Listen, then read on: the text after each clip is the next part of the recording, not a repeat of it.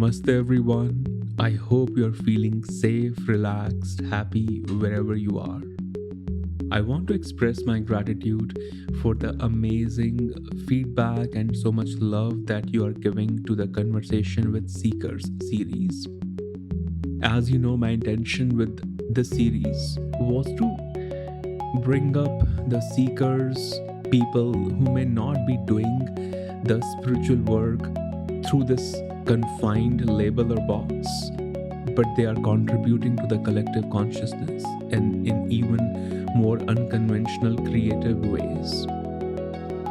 I'd rather have you work in Wall Street or filming a movie or working as an accountant and still connected to your spiritual practice than you running out to India, Bali, wherever you go, and then come back and then realize, oh, the mess is still there.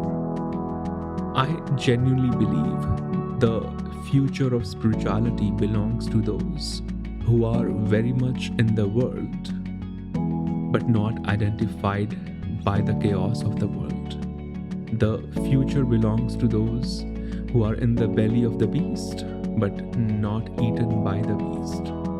This is the kind of spirituality I relate to, that you could be doing any professional work out there which may not be labeled as spiritual work, but you're doing your dharma by showing up for that work. And when you come back to yourself, you're connected to your meditation practice. This is, for me, practical, empowering, and so inspiring. And our guest today embodies that spirit so beautifully. The guest today is Barjdeep. Barjdeep is a special guest for many reasons. One of the reasons is she and I, we have done meditations under the same teacher for many years. There have been events where sometimes she facilitates the meditations, sometimes I facilitate. And when she joined the Leela school, I was just honored, happy that she's going to bring in a new experience to the Leela journey.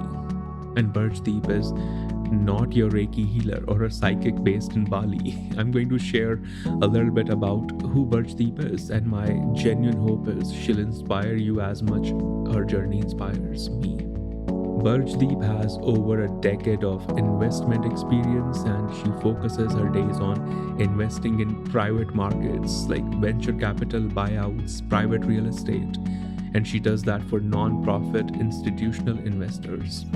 She holds an MBA from the Yale School of Management, an MS Mathematical Finance and BS in Finance degree from Rutgers University, New Brunswick.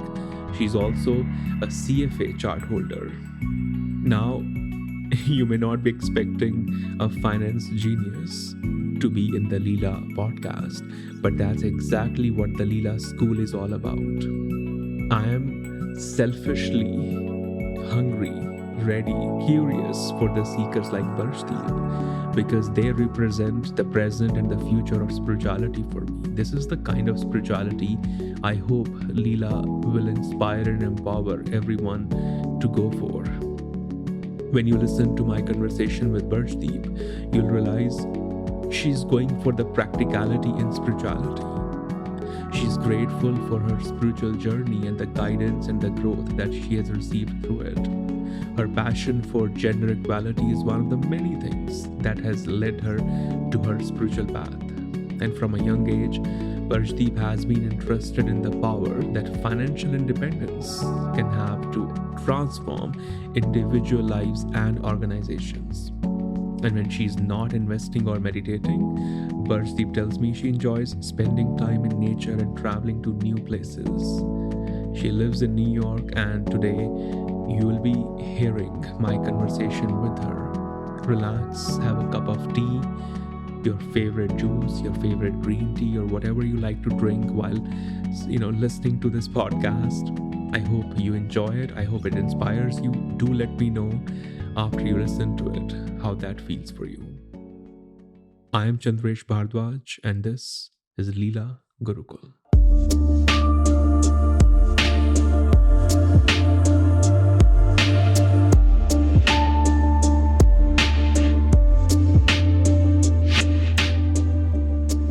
Hi Barjdeep. Thank you for coming to Leela Gurukul. I'm excited for our conversation. How are you feeling today? Hi, Chandresh. Thanks for having me. I'm feeling good. Feeling good. Yeah. Yeah, so I feel let's start with journey of Barjdeep. I would love for the listeners to know who's Barjdeep, what's her background story, because I feel it plays a pretty significant role in who you are today, why you do what you do. When I first heard directly from you, it never left my mind. So whatever you feel comfortable in sharing aspects of your journey and story, I would love to know. Yeah. I mean, I don't know where to start. I've always been a lot about authenticity, maybe sometimes to a fault. I think I've navigated a lot of different, like many people, navigated a lot of different roles, like grew up as a first generation immigrant in the US. So trying to be the first child to grow up outside of India in America. And that comes with a lot of pressures. Like everyone's watching this kid and is thinking about, oh my God, how is she going to turn out? Hmm. What is she going to do? And trying to be true to myself throughout that process. I think one of the things that it also has been a great journey and a great experience because that led me to really experiment and think about like, what do I want to take from each culture to make this life very fruitful and better? Because that's what my parents came here for, right? They came to give their children opportunity and have the next generation live a better life. Although my family also lived a great life in India as well. Hmm. Um, and I think a lot of it I actually, in some ways, got from my mom and dad. Like my dad, my family comes from landowners in India, and my parents, my family could have very easily lived a very easy life in India and just, not very easy, but a comfortable life. But Hmm. they chose to uproot everything when they really didn't have to financially for Hmm. financial reasons, and they decided to move here. But then I always felt like this thing, like, okay, what can I do to make sure that my life really builds upon the things that they have done? Hmm. And then on top of that, you layer things like we all have so many roles to play, and the roles, in many ways, I feel like are even more limiting or pronounced for women and girls. Yeah. And trying to navigate all these roles, all these pressures, and also being true to myself. I think that was like the first challenge that I really faced. And that I think that has really formed me and shaped me as a person. So it's not a very clear answer as to who Marcy is, or perhaps where she came from. Yeah. When did you leave India? I was a toddler. Okay. Okay. Oh. So But I don't have any memories of hmm. India per se. My first childhood memories are of the US, but I was not born Okay. here. And I'm always curious to understand how the different cities or countries shape our life. Like, I feel India shaped up my journey in so many ways, but I became a very different person when I moved from India to New York. And I feel I became completely different or so much different and evolved when I moved to LA from New York. And I always see the cities shape up your story and they teach you many lessons. Is there a particular lesson that you feel you learned from the Indian culture and any valuable lesson you learned growing up here? We'll talk about the positive, like anything good that you really adopted from both cultures. I think what I really saw in my family and my parents was they worked so hard to maintain roots. Hmm. And it also, I think, has led to my interest in spirituality, where I, from a young age, was always trying to understand, like, what are my roots? Where do I come from? Like, I remember growing up in the US and remembering, like, hearing all these stories about how Diwali is fascinating in India and how it's like celebrated so well. And I remember growing up here in the 90s, and, New York is a very different place now. New York, New Jersey, and Diwali is celebrated with a lot of pomp and circumstance, but not back then. Right. And I remember just that longing for and like family. And, when my parents moved here, they didn't have a lot of extended family around them and they missed it so much. So I think that deep connection with family and being there for each other, like always showing up, I think that has been one of my best lessons from Indian Hmm. culture and from my upbringing. And then Are, from American culture, I remember one of my earliest memories in school, and my elementary school had this motto of something like "Be the best you can be." And I still vividly remember like going to school every day and just really ingraining that in myself. And I saw that in my family growing up. Like, what the immigrant life is. You take no days off. You're constantly working. There's no vacations. You're just really trying to do the best you can every single day.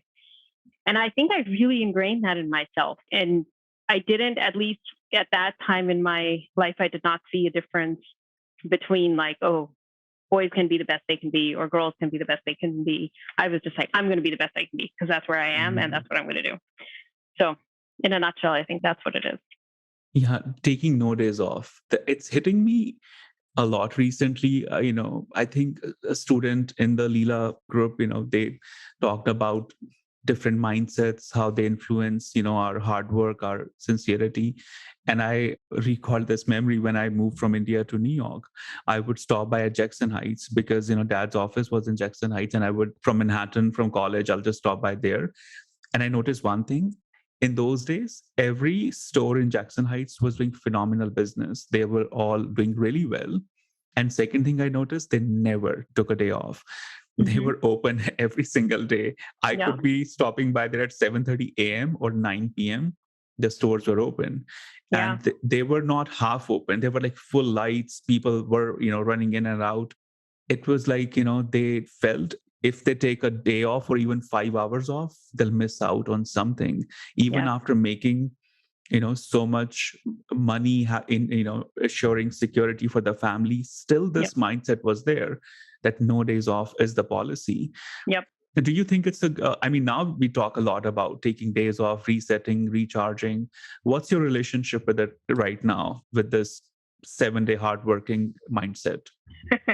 Well, I'm very grateful to not have to do that. Right.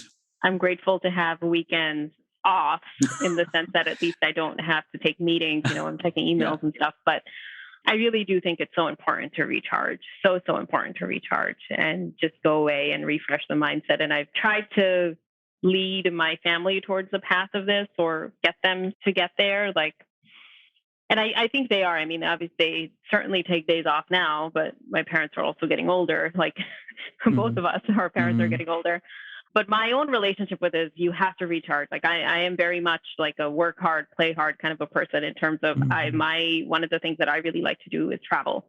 So I make sure that if I'm, I've been working really hard. I've always made sure pre-COVID, of course, that I take those trips that I really want to take and I do things in my time off that recharge me and refresh me. But you just come back with such a fresh perspective when you're recharged and you're rested. I agree. You talked about roots, Barjdeep, and the woman, and I first want to touch the element of roots, and then I want to touch the topic of feminine because I know it's very important to you.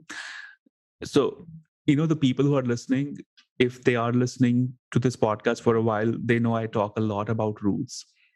I feel you have to understand your roots. You have to be able to heal the rotten roots and nurture them, give them water. And the roots have this capability to renew, recharge, and restore themselves. What's your relationship with the word itself, roots? When was the first time you started feeling the importance of it and what it means to you right now? That's a really good question. I think I certainly felt the importance of it from a very young age because of it's been very important for my family and a big part of my upbringing.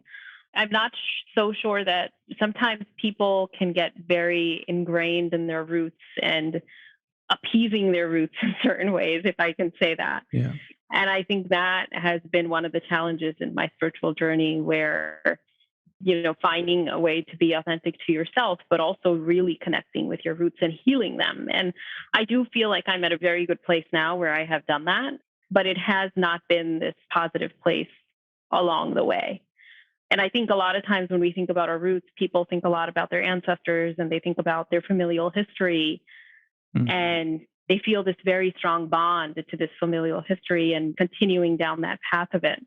But it can be very hard to, at times, also heal your roots, stay true to yourself, and then build a positive relationship with them. Yeah, this is a challenge I'm witnessing in many seekers. When I talk about roots, of course, the mind starts to think about ancestors, and then Yep. there's a lot of, I don't know, pain, trauma, suffering probably that starts to show up. And Yep. also, people feel if I take on a very new creative path, am I cheating on my ancestors? Is it wrong? Am I not going to get their blessings? I mean, you work in finance, and I don't think your ancestors worked in finance in India, right? No. So, and how do you heal? Did you feel this is like a completely new path I'm going into? And was there a family support to this path, or did they also question, like, are you going to be a Wall Streeter now? What's going on? Yeah, definitely some of the latter. I think it was also because like there was not a lot of awareness. What is Yeah. actually investments? What is finance? And I don't come from a very studious family. So Hmm. I, being the studious one, everyone was like, oh my God, she's going to be the doctor. Yeah, of course. And yeah, and I shattered that quite quickly. I was like, I really want to follow something that I'm passionate about. And I don't think I would be able to give my all to medicine. And although it's a very noble path, and there certainly have been times in my career where I've been like, maybe I should have been a doctor. Maybe I should have listened to my parents. But I think the way I've connected it to my roots is that I do think money plays a very important role in our life. Hmm. And money is the thing that affords independence. Like if you think about power imbalance, or you even think about empowering women, as soon as they have a means of income of their own or financial stability, they can think about other things like providing for their family and Hmm. independence for themselves or whatnot. So I connected into finance in the way that I think it's been the mode of learning about this thing that is so powerful in the world Hmm. and also putting it to better use. So I think one of the things that I have struggled with in my career is like, okay, I'm in finance, I'm in investments. Where is my work going? And one of the things I'm very excited about is right now I work for a firm called Cambridge Associates, where bulk of my work goes towards helping nonprofit investment Hmm. pools grow. Nice. And that's very empowering. And another thing that's helped me connect this work to my roots or to who I am as a person has been that we need more people in this industry. We need Yeah. different kinds of people in this industry. And there have certainly been times in my career where I have thought about leaving finance Yeah. because it didn't feel very authentically connecting to my values at certain points. But I'm very grateful that I have been able to find work in this industry that allows me to stay engaged with it and then also make a positive impact while doing that. So, long winded answer. I'm not sure if I answered your question directly, but I feel like in some ways by studying this or working in the field of money, in the field of investments, I'm somehow bringing empowerment Yeah. to groups that always did not have it. Hmm. And I do that in some ways in my personal life. Like I try to help the people around me understand investments and money better. Yeah. And I think that is also deeply valuable to my roots. That's the word I was, thinking when you started talking. I felt there's a lot of empowerment, surrounding you, and that's what you lead with. And I feel understanding money much deeper in its concept and how it functions, it gave you a lot of new perspective, empowerment, and that's what you're trying to teach others. This is something I feel very strongly, to talk about the concept of money. I feel in spirituality, the journal idea is people don't want to talk about money. They somehow celebrate poverty. Like I know for Yeah. sure, if tomorrow my Instagram pictures are show me on the street having just two things, I will be celebrated as a teacher. They're like, oh my God, he's so selfless. He's Yes. just sleeping on the streets now. And Yeah. just Yeah. because he Yeah. doesn't want to take money from anyone. I've noticed people have such a uncomfortable relationship with money. So if I declare I hate money as a Hmm. spiritual teacher, people will be inclined toward me because they're like, oh, it's something we are fighting with every day. It's an evil. So he has, sort of got rid of that evil. So they start to incline toward a voice who Yeah. kind of validates that, narrative. Can you talk a little bit about just the function of money in itself, how your relationship shifted with it? I think as an Indian immigrant, a lot of people struggle with it. I mean, as I think currently almost everyone I know, they're Indian, non-Indians, immigrant, non-immigrant, everyone struggles with the function of money. I would love to know what's your take on it, just the word money itself. Yeah, you raise a very good point. Like there's, for some reason, this negative connotation with money. I have never subscribed to that view. I think I'll start with like two observations that I made when I was very young. Mhm. One, that money is a great enabler. Like I saw as my parents became more and more financially secure in the US, their lives became so much less stressful. Mhm. And our lives became less stressful. Right. And we were able to focus on bigger things and really make the progress that we wanted to make. And then the second thing I realized was that, or I have observed throughout my life, and I think this is very, very true, money brings with it decision making power. I agree. And the way I decided to apply this to my life was that I want decision making power over my life. And for that, I always want to be financially independent as soon as possible. And that was one of the reasons why I decided not to be a doctor, because I felt like, oh my God, I'm going to be in med school for 8+ years. And Right. it's just going to be like, I'm just going to be extending my adolescence forever. Mhm. And I've always viewed money in this positive way. I do think you have to balance things, right? Like one of the things I really like about Tantra is you can balance having a practical life and a spiritual life.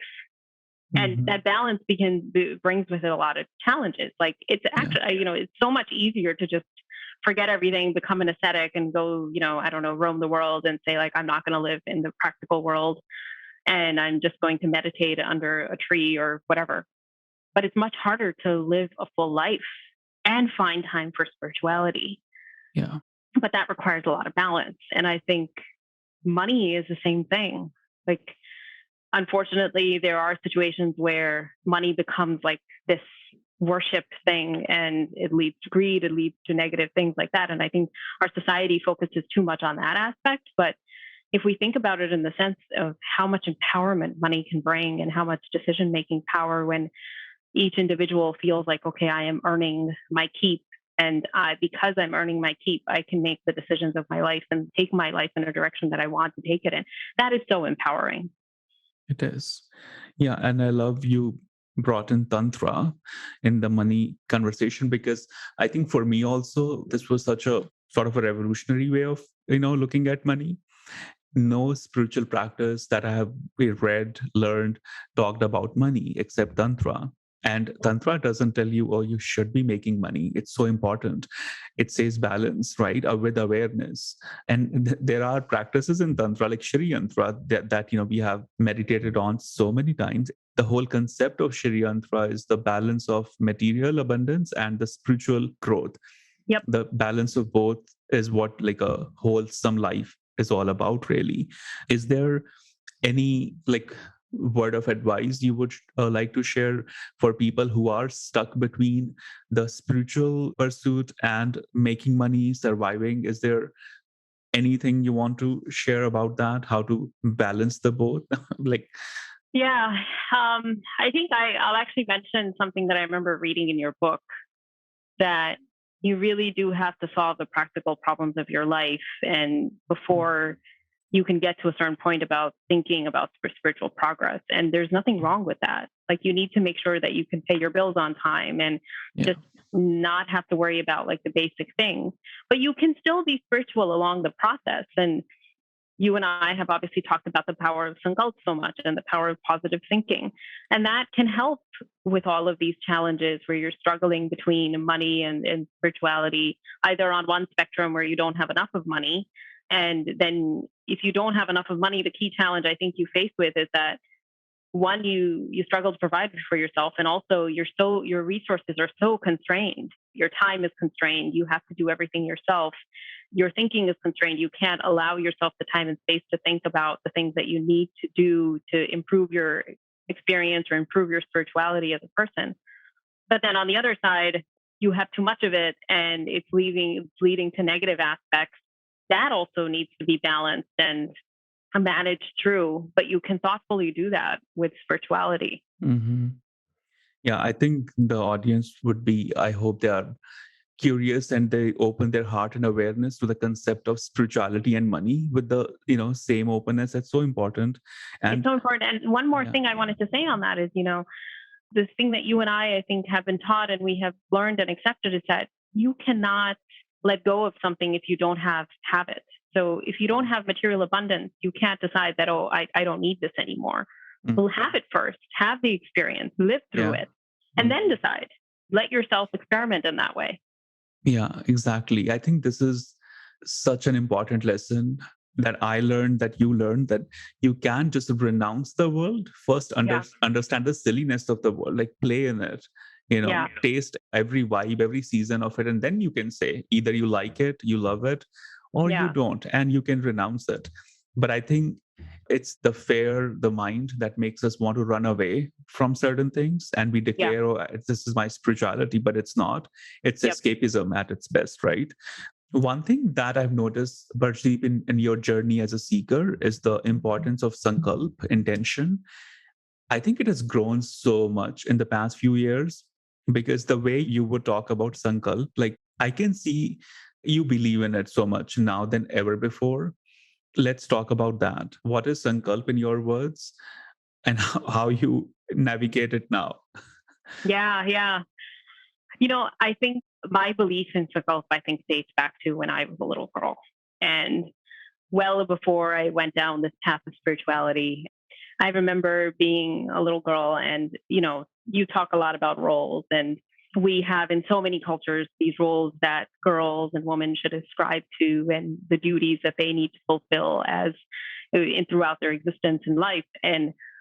But I always had this very strong feeling ever since, like, as far as I can remember, of I want to have a career. I want to study really hard. And I used to always picture myself wheeling around a little suitcase in an airport.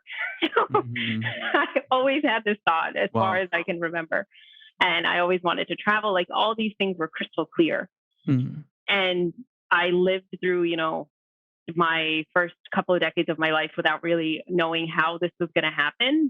And there were certainly moments when I didn't believe so much, but for the vast majority, 90% of the time, I believed in this. And I felt like, however hard it may be, I think the world will manifest this for me and I will work towards this goal. And I remember, growing up, I'm the first person in my family to go to college in the US, person to really have a corporate career. And all the things that we have been taught in spirituality is like, don't question how it's going to happen. Just think about, visualize what you want to happen. I was doing all these things before I really led down the path of spirituality. But then when I started becoming spiritual and, I met my guru, it became much more concrete, and it became a much more, oh my God, this is what I've been doing all along. There is a rhyme and reason to this.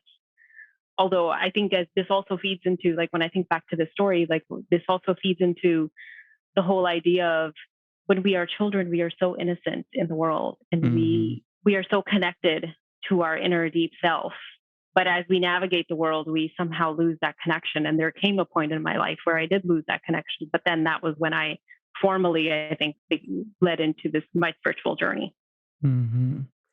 Yeah, we share the same guru. So when you talk about these things, I feel, yes, I'm going back to my, memory as well.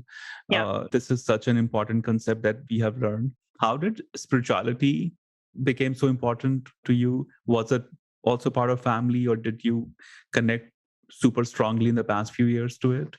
I think there were a few catalysts that happened that led me into spirituality. I think I was always spiritual, but there came a point in my life, I think this is about 10 years ago now, where I was very deep in depression. And I think I went from being someone who was so connected to this Sankalp energy without even knowing it, but to someone who was quite depressed and almost atheist, if I may say. And I really needed something to help me figure out how I could live the life that I want to live while playing the roles that I need to play. And I think that's one of the core purposes that spirituality has played in my life. It helped me discover myself, be true to myself, be confident in myself, but then also pursue the goals that I want to pursue, be there for the people that I want to be there for, while staying true to myself. I think that is really the hardest part. It's so easy to lose who you are while you're playing all these roles in life. And then there were, I don't know if I would have connected to another school of thought besides Tantra because of this balance between the material and the spiritual world, because I've always known that I do want to experience the world for everything that it is. And I always felt like, as a woman, I want to make sure I get that experience because, going back to roots, we observe women of prior generations, and they've not always had that experience of being able to experience the world in a full way. And I've always wanted that for myself to ensure that I can do that. And then the way Tantra connects with the divine feminine, that I think really did it for me. I was like, wow, blew my mind. I'm saving the divine feminine for the last because I know it's like anyone who follows you on Instagram, they know how much you believe in the woman empowerment and the divine feminine. I think what the Wall Street calls woman empowerment, Tantra says it's divine feminine. So it's, it's the same concept. Yeah. One thing I want to ask you, Barjdeep, we talked about Sankalp, intention, all such good, wise things. And then we talked about depression, mental health. I'm glad you mentioned it because a lot of people think if you meditate, if you understand these tantric concepts, you are immune from all the depression, all the mental health challenges. But the truth is, we are still very fragile. It can happen to anyone. People like to believe the lives of the spiritual seekers, teachers, it's so perfect, nothing ever happens. But you kind of, just broke that myth that no, depression can happen to anyone. Do you feel you can still, like, if you are not keeping up to your spiritual practice, you can still fall into that darkness? Do you still fear that, or do you feel pretty solid about it? I think you still go through ups and downs, but I think spirituality has given me this foundation where I don't think I would fall so deep again. And that foundation is daily practice, is maintaining discipline and doing the things, showing up for my spirituality regularly. And that's very, very important, as you know. But I really do want to say, like, one of the things that I wrote down when I was thinking about our conversation was that I think this is so true, that spirituality is not a journey for the faint of heart. Yeah. And it's also not a journey for the stone-hearted. You have to maintain this balance of being relentlessly strong, but then also being sensitive. And that combination can sometimes lead you to getting hurt in ways that perhaps someone who is not spiritual, they can put up a wall and they may not be open to that kind of hurt, because you become this very openly loving person. You really go into love in such a deep way. But, one of the things that you say is like, people can only meet you at the level that they are at, right? I may be rephrasing, it's not an exact quote. But sometimes you forget that not everyone is going through the same journey as you. And if you're being so unconditionally loving and open and vulnerable, the world may not be ready for that, or the situations around you may not be ready for that. So I don't think I would go into such a deep depression, but I also think, like, going back to something that you said about earlier, like, spirituality is not just about being calm and being meditative. Like, I've had people come up to me and say, you meditate every day. You should be more calm. How are you so energetic and like, so, I obviously get angry. How are you getting so angry? You should be calmer. Right. And I'm like, I don't think that's what spirituality is about. That's not the purpose of it. For me, the purpose is to be myself fully. And if that means I'm, a raging, I don't know what the right word would be, but a raging person one day and a very calm person in another moment, that's what it is. Yeah. I agree. I feel if, there was a supplement of, spirituality and you and I drink it, then I'll become more of me and you'll become more of you. But you will not become me, I'll not become you. But I think that's where people get it wrong. Yeah. That if you meditate, you'll become just calm. You'll just become, some Zen Buddha kind of person. No, but you become you. You come back to who you always were. The masks start to, peel off. That's what happens. One thing I want to bring it here, Barjdeep, you have been part of Leela, you are part of Leela, you went through the program, you understand Tantra, but at the same time, you have also been much more consistent, solid part of, our guru's teachings. You assist him in the meditations, you translate so much of his stuff in English, you understand his one word and you can expand like a whole page on it. Is there a difference that you notice between the traditional teachings and the modern spirituality? What's your take on this? Do you feel they'll ever meet, or they are already meeting? What's going on with the traditional versus the modern spirituality? Mm. I think they, at the core, are the same thing. Okay. And I think one of the things I have loved about my spiritual experience, and I think that allowed me to go very deeply into it, is I did not have to follow any tradition.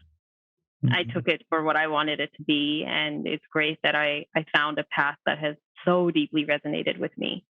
And then, between navigating both Leela and CSJ, I've taken this perspective, I think, with my education and everything. I just want to learn from every angle possible. Yeah. And I think that when we see information repeated in different ways or presented in different ways, perhaps that's the right word, it just clicks.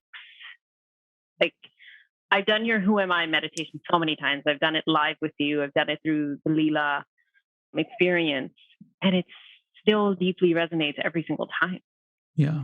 But those same messages also have come through CSJ. So it's not like the core is very different.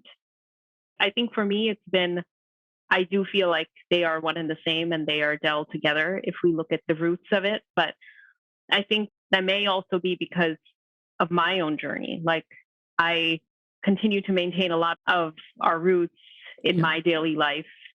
But then if you look at me and my perspectives on the world, they're very modern. Mm-hmm. Mm-hmm. So I like to see the both of them gel in my life anyway. So yeah, I feel they begin at the same point and they also conclude at the same point, but the journey becomes very unique and interesting in its own way. Yeah. Let's talk Tantra a little bit more, because I think through Tantra we'll also touch the Devi energy, divine feminine. Yep. How Tantra became so relevant to you? Why do you feel it continues to be so important in your growth? I can tell now you love the energy of it. Now you're not just embracing it as a concept, but you know it, you feel it. Let's talk more about it in your words. Yeah, it's really being able to, actually, before I start talking about that, I think most of us are initiated into spirituality or religion through organized religion. Mm-hmm. And one of the things that I think organized religion could do better is connect with the practical challenges of life and show us how spirituality can make us stronger to face them. And that's particularly the thing that I think Tantra does really well. Like, it does not say, you must get married or you must not get married. Like, it very much leaves it to you, the path you want to take. You must be a vegetarian. You must not be a vegetarian. You must do this. You must not do that. And I think the thing about me is, like, the people who know me very closely and they look at how I've lived my life, it's actually quite traditional. Yeah. I'm a vegetarian. I've been very simple in, like, my romantic relationships, quite traditional in many ways, and have just, like, my life has been family, professional, and some of my interests, and that's about it, and spirituality. Mm-hmm. But then my thought process is so open-minded. Yeah. Like, if someone says, they're talking about living their life in a very non-traditional kind of way, I'm like, oh, that's great. If it's working for you, that's awesome. Mm-hmm. I'm so happy for you. Like, and I think Tantra just aligns so much with that for me. And that's one of the reasons why I've just connected so deeply with it. Yeah. I feel there is so much freedom in the Tantra playground. Yes, that's the right word, freedom. Right. And that's the beauty of it. And that's where also people would start to take it for granted. Yes. And I feel where you and I got saved from the exploitation in Tantra was pretty much the role of the teacher, the mentorship. Yeah. If there was no teacher and we were still the Tantra students, things would have gone really crazy, because it's freedom. We don't know how to handle freedom. And the reason you are so connected to roots and you're channeling Tantra in such a mindful way, because there is someone to constantly puncture your ego, keeping you in check. Honestly, I get scared of thinking about what would I have been if there was no teacher, no CSJ in my life. Things would have been so interesting. Oh, yeah. Yeah, it's crazy. And you mentioned about how the divine feminine kind of changed your journey in Tantra even more. And you talk a lot about women empowerment. You believe in it so much. And I see you interacting with the little girls who show up in our sadhana, in our rituals. And I can see the care you have for them. You are like, you want them to win. And they Yeah. also look up to you. Do you see little Barjdeep in them? Do you feel do you feel you want to be like there for them when they need a mentor? Let's talk about the role of feminine energy in your life. Yeah, that's a very deep question. You know me quite well. And I think women and girls and females are one of the greatest untapped resources in the world. Mm-hmm. And there's so much research that backs this up. So much research. Actually, one of my colleagues wrote a piece about gender lens investing, and there's so many tidbits of the economic impact that could happen if we were to involve women more in the economy. And that really deeply resonates with me. I think it also came from my own experience growing up. Like, you talk a lot about this in your book and in your work. There's so many roles. This happens to men and women, people young and old, society, culture, conditioning. All of these things come up with these roles that we must fulfill, but they don't think about, does this person make sense for this role? And, some of that happened to me in the sense that when I was growing up, the expectation was very much, girls get educated to become desirable brides. Mm-hmm. And this is your purpose in life. This is your role in life. And I very much felt like I have so much more to offer. And I also want to experience the world in a much more full way. Like, I think I can do all those things. I can fulfill those roles, but I also have so much more. So I deeply believe that, I want to see the next generation make sure that I can do whatever I can so that they can experience the world in a very full way, because it's so rewarding. Like, I've had that experience and I'm so grateful for it. And then the divine feminine, it's so funny that we're talking about this right now, because it brings me back to one of my, I studied finance in undergrad, and I decided to do a double major in psychology, but I was like this education buffet mindset that I've had my whole life. So if Leela is teaching a conscious meditation, I want to go learn that. Happening at CSJ, I'm definitely learning that too. I'll learn from every single angle. So then I decided in undergrad that I was going to take every class under the sun that I was interested in. And one of the classes I took was about women and gender studies. And one of the first lessons that my professor taught was that, one of the very subtle ways, or subtle and also visible ways, that women are not equal in the world is that we have this construct of God, and historically life has been centered so much around God in cultures. And the concept of God in Western civilization, or most of the world, is male. Yeah. So that lesson stuck with me so much. But then when I came to CSJ and learning from our guru, this concept of the divine feminine resonated so much with me. And you look at a woman when she's a mother, she'll do anything for her child. Like, she'll turn around the world for her child. And even, if she can move mountains on her own for her own life, and etc. So I just connected so deeply with that. And it was just so fulfilling to find the feminine revered and celebrated in the world. I wasn't sure that I would ever see that. When I saw that, I was like, oh my God. Right. Yeah. How did, I can ask you this question because, we have participated in these rituals. Did your relationship with Ma Kali, goddess Kali, changed over the years? Or was there an earlier perception that shifted as you got deeper into Tantra? I'm sure there was a shift, but it's almost like, it's funny. Like, I sometimes talk to my family about this, like my sisters, especially. They ask me about things that happened in our lives together right before, like, I went into depression and around that time. And the healing that I have been through, it's almost like it's just erased that, remember those memories. So it's very hard for me to remember what it was like in the beginning. And I'm grateful for that healing, because I'm not sure I would be able to grow and live with that pain inside me. But I'm not sure I can answer your question well enough because of that. Yeah. One thing it just came to my mind before our conversation. I was just having my morning coffee and I was thinking about mind. It's some, blend of memory, imagination, identity. And the way I have always looked at Ma Kali's healing and her work, she'll pretty much dismantle the old mindset and kind of rewire the whole thing. Yeah. And when, someone looks at, through Guruji, through, in my own circle, I have so many astrologer, as amazing expert astrologers, and they look at my chart and they were like, in your childhood, you must have gone through some really crazy times. And they reminded me of the times that I have no memory of.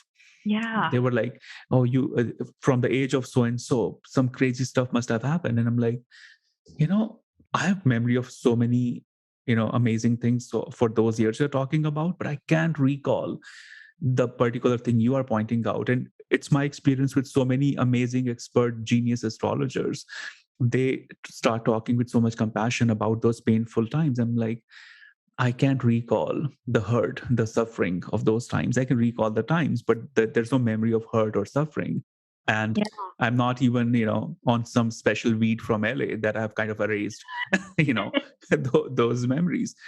I Yeah. genuinely feel this is what this work of Ma Kali is all about. And when you read the most amazing books on Ma Kali, they talk about destruction of the mind. And the reason she's so dark, because she takes your darkness, and that's when the magic, the new identity starts to happen.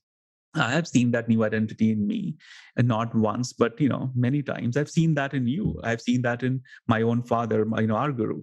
I've Yeah. seen that in so many people who are like ardent, like, meditators of Ma Kali.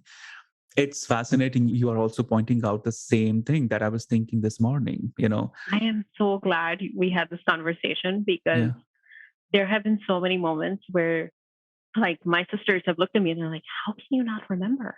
Because Right. I am known for my memory. I have very good memory, Me very sharp too. memory. Same here. And I just look at them, I'm like, I can't remember it. And I know why it is that I don't remember it. And they know too, but it's just so unbelievable that I, the person who remembers every detail for years to come, Yeah. have forgotten. I remember the silliest, funniest things of my childhood, everything.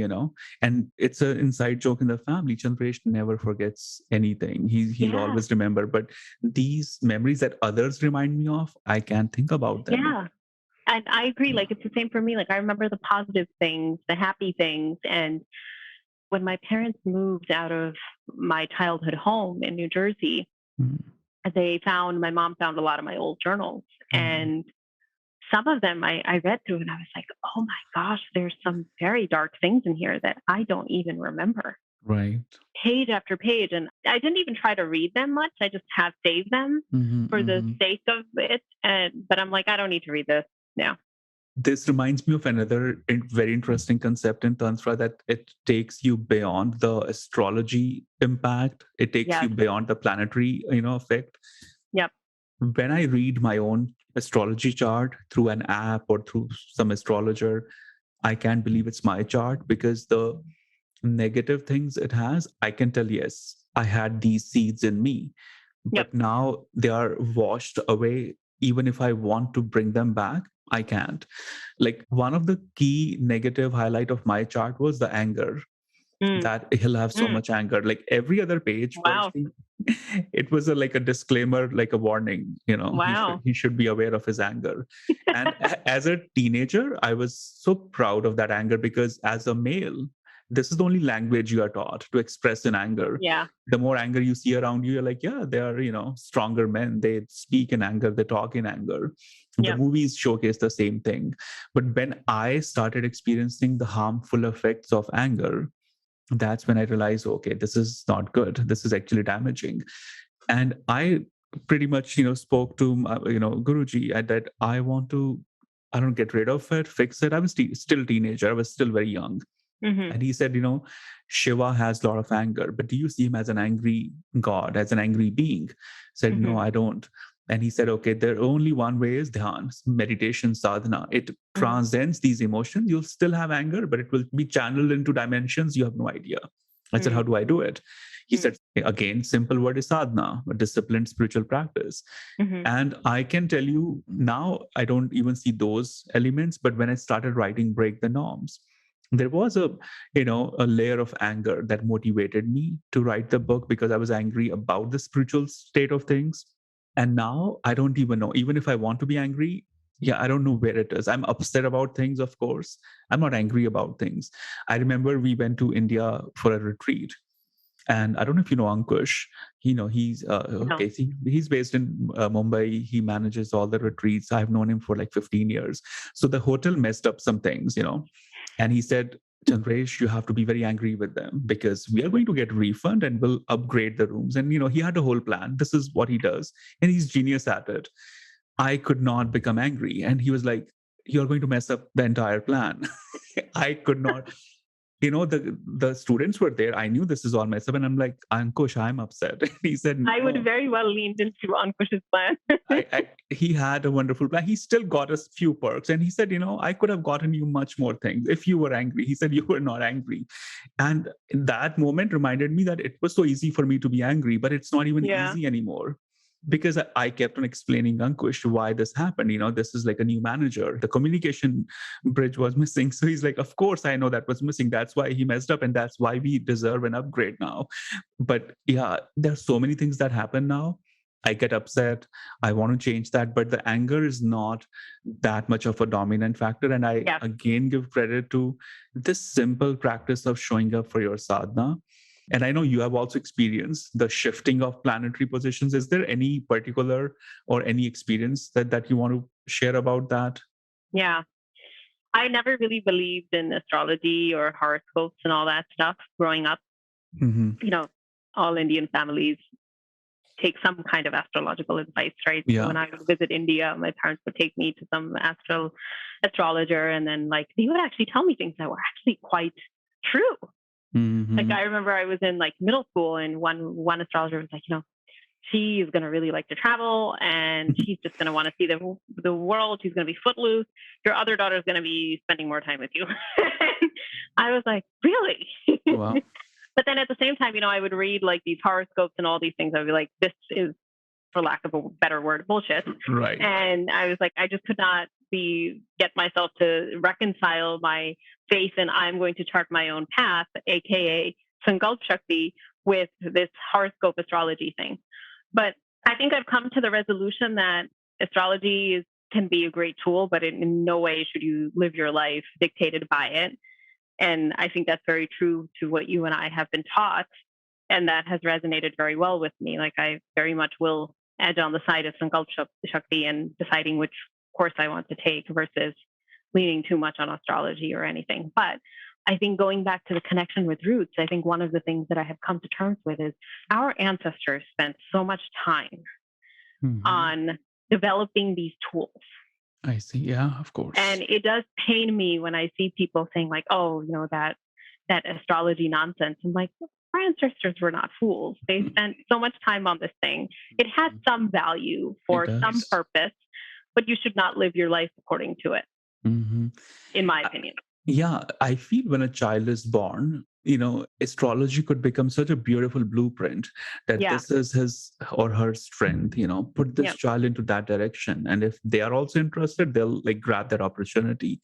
Yeah. But when you're adult, you have that Sankalp Shakti, the power of your action intention. I mean, then you can put your astrology chart in your closet and start showing up with action, because the karma has taken over. Now the actions are going to lead, the whole pack. Yeah, that's a great way of saying it. That's how I've seen it. I mean, one of the things that I was, told by Guruji was keep your horoscope chart in closet, forget about the key, because it will always limit you. You'll always see yourself through the planets. Yes, exactly. The limiting factor, right? Yeah. And I knew he was right, because I was, starting to believe everything on it. And I remember when people would, tell me about anger, I would say, oh, it's in my chart. I can't change it. The universe has decided I'll be an angry man. I can't help it. And I realized, I'm making all of this my belief system. But when I realized even the positive things were not happening the way it should have, according to the horoscope, I'm like, okay, something is missing. And I realized, okay, I think I need to come back to just my heart, my awareness, and start channeling my own strength. I still respect astrology, my chart. And like you said, I have so much respect for the ancestors, teachers who, cultivated the power of astrology. Yep. But it has its time and place, and then it can take a rest. Yep. So one final question, Barjdeep, what does Leela mean to you in one word, or how it's evolving for you in your awareness? That question brings me back to a conversation I think you and I had a few years ago in LA. And we both were talking about how much we liked the name Leela. Mm-hmm. And I didn't exactly know what Leela meant at the time, but you kind of explained it to me that Leela is like the play of life, the play of consciousness. And that's one of the things I have really liked about the Leela program. It has been quite unstructured, which it brings its challenges, but it also really plays to what it is meant to be. Like, this is for you to explore at within this period where, you have this guidance and help, but also well beyond that. This work is never finished. It is unfolding in different ways throughout your life. And I think one of the things that I remember on the last Leela call for our cohort, we talked about this a little bit, about how I had felt prior to Leela that my spiritual work was something that I was going to do to get out of my depression. And once I did that, I was not going to necessarily need to lean into it so much anymore. And my life was going to be set and I can go on. But one of the things that Leela really helped me realize is that this work is never finished. Yeah. It shows up in so many different ways. And that's very much how my journey has been. Like, I feel like I have come so far, but yet I still feel like if I am an elementary school student. Yeah. There's so much to unfold, so much to learn. Yeah, it's never finished. I love how you put it. Yeah, I believe that completely. And I said that was the last question, but I have to ask you this question. There are plenty of young women, young girls who are listening to this right now. Is there any advice or lesson or a sharing you have for them? Most of them are struggling with finding meaning as a woman. Who are they as a feminine, as a woman? What would you say to them? Oh my gosh. This seems so simple, but never stop believing in yourself. As women, we get so many messages from so many different places, subtle, not so subtle, about what we can and cannot be. And I think that when that faith and that belief in ourselves gets hurt, that is when we are most deeply hurt. And I think that's what really led me into depression. But then I was extremely fortunate to be connected with CSJ, to find my guru, meet my guru, and, have someone that believes in me far more than I have believed in myself, even in those moments, especially, and help me regenerate that faith in myself. But really stick true to your path and do what you need to do to be authentic with yourself. I think we have so many paths carved out, especially for women and girls, and it's less about what's your calling, what's your authenticity. How are you going to be true to yourself and know that at the end of the day, you have done and spent your time, your energy in a way that you wanted to. Right. Thank you. Thank you, Barjdeep. Everything you shared was so beautiful. I learned a lot. Thank you for sharing. And I hope the audience are going to also benefit from it. I hope so too. It's always a pleasure to talk to you, Chandresh. May the teachings of Tantra continue to guide you and heal you. And I hope Leela Gurukul helps you to unlearn the old and embrace the unknown mystical possibility unfolding for you. To support this podcast, share it among the seekers who are ready for the next step in their spiritual path.